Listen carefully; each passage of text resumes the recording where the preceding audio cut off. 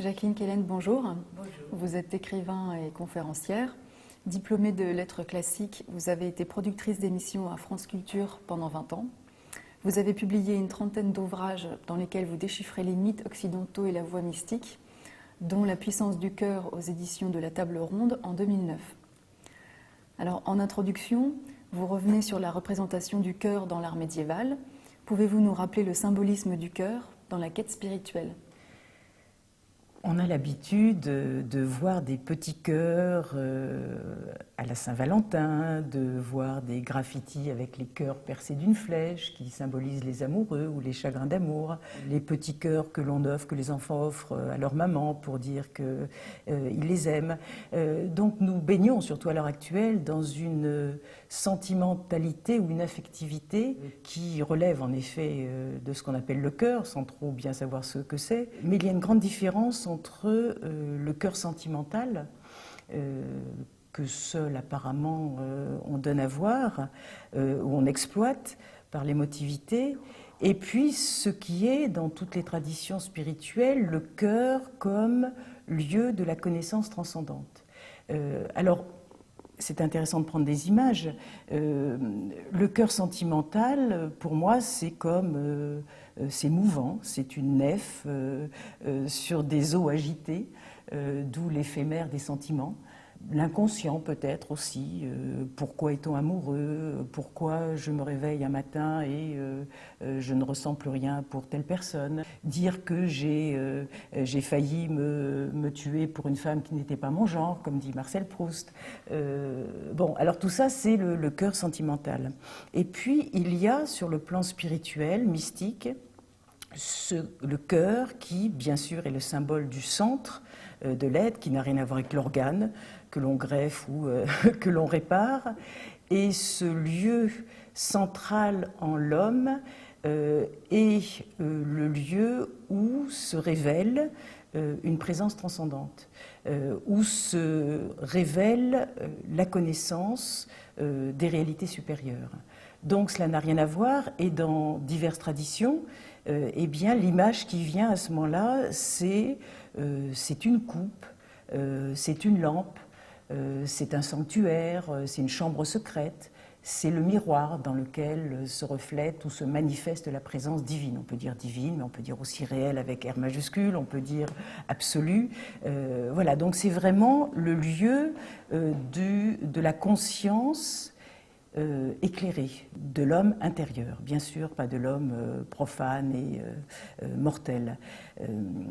Et moi, je me souviens dans mon adolescence, il y avait une image qui m'avait marquée énormément. C'est une sculpture, une statue funéraire qui représente, donc ce n'est pas un gisant puisqu'il est debout, mais qui représente un homme, René de Chalon, qui est dans un mauvais état puisqu'il est mort, donc c'est un cadavre, enfin du moins c'est un squelette avec encore quelques lambeaux de chair accrochés, tout cela est bien sûr représenté en marbre, mais il est debout, vertical, et ce presque squelette tient très haut levé dans sa main droite un cœur, alors bien sûr représenté comme le cœur que l'on connaît bon, traditionnellement, et il tend vers le ciel avec, j'allais dire non pas revendication, mais fierté, noblesse, comme seule attestation de sa vie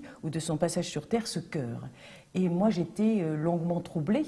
Cela me questionnait parce qu'il ne s'agit bien sûr pas de l'organe de chair. Et c'est ce cœur qui nous intéresse.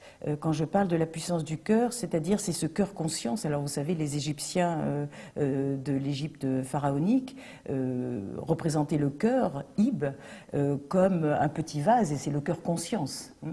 C'est pourquoi ils le révéraient, ils le considéraient précieusement. C'est l'emblème, c'est le gage plus précisément de la résurrection de l'être. Voilà. Donc tel est ce cœur qui lui ne passe pas, ne faiblit pas. C'est là que peut-être, en ce lieu secret, caché, profond, central, qu'un être humain peut se ressentir à l'image de Dieu, comme il est dit dans la Genèse, ou peut prétendre à s'unir à la divinité. Aujourd'hui, de nombreuses personnes parlent et prônent la voix du cœur. Comment la définiriez-vous? Peut-on dire qu'elle est commune à toutes les traditions et pouvez-vous nous donner des exemples? Je ne sais pas si je donnerai beaucoup d'exemples, mais je peux assurer qu'elle est commune à toutes les traditions, puisqu'elle est la voix du cœur aspire à la sagesse. Une tradition a pour sens aussi d'éveiller l'être humain à quelque chose qui le dépasse, à un monde invisible, à un monde supérieur, à lui donner goût déjà des autres choses, et pas simplement un monde matériel et passant, précaire. Moi, ce qui m'irrite beaucoup, mais nous sommes plus que jamais dans une époque de confusion et d'inversion, et donc de complaisance totale. Ce qui m'irrite, c'est que l'on brade, comme tant de choses, mais on brade ce sens de la voix du cœur.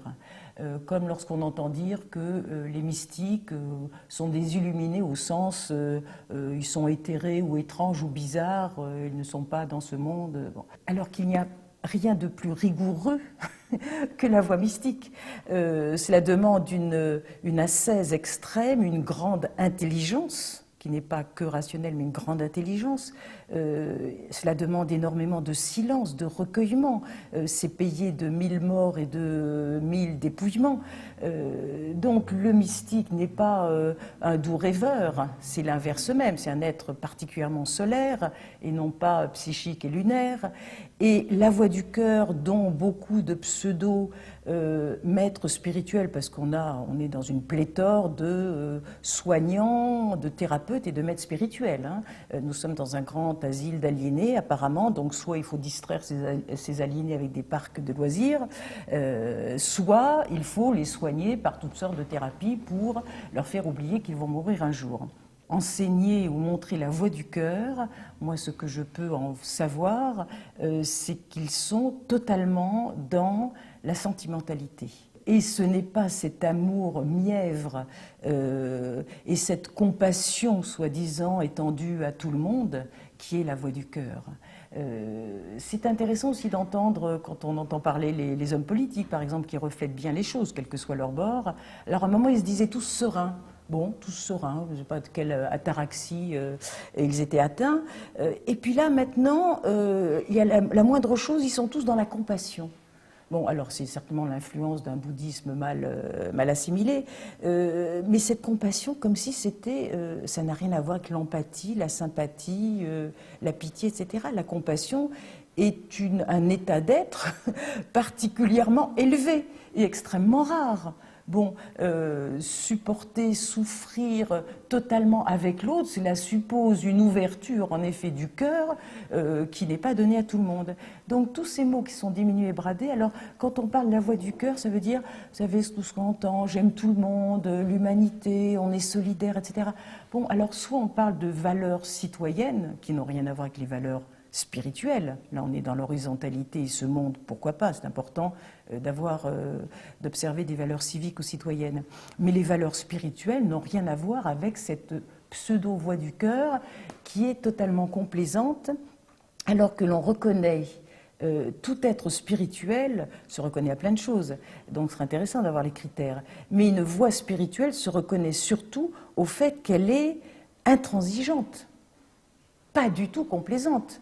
Intransigeante. Si on prend le Christ comme grand maître spirituel, le Christ ne pactise, ne négocie avec rien de ce monde. Bon, que ton oui soit oui, que ton non soit non, je vomis ou je hais les tièdes. Et si tu veux me suivre, tu quittes ton père, ta mère, etc. Ça ne veut pas dire qu'on n'honore plus ses parents, mais ça veut dire qu'on choisit en effet son plan d'accomplissement, où on s'établit sur cette terre et on prospère et on profite, comme on entend dire, ou alors, si l'on choisit une voie spirituelle, c'est une voie d'arrachement.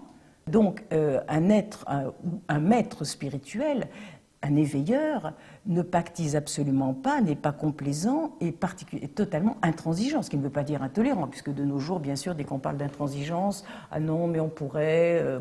il n'y a aucun compromis, aucune complaisance. Voilà, donc cette voix du cœur, très méconnue, n'est pas celle dont parlent les grandes spiritualités. Et la voix du cœur, éveil, est une démarche pour déjà, alors ça, ce sont aussi bien les soufis que les orthodoxes qui disent cela de façon très simple, déjà faire descendre l'intellect dans le cœur.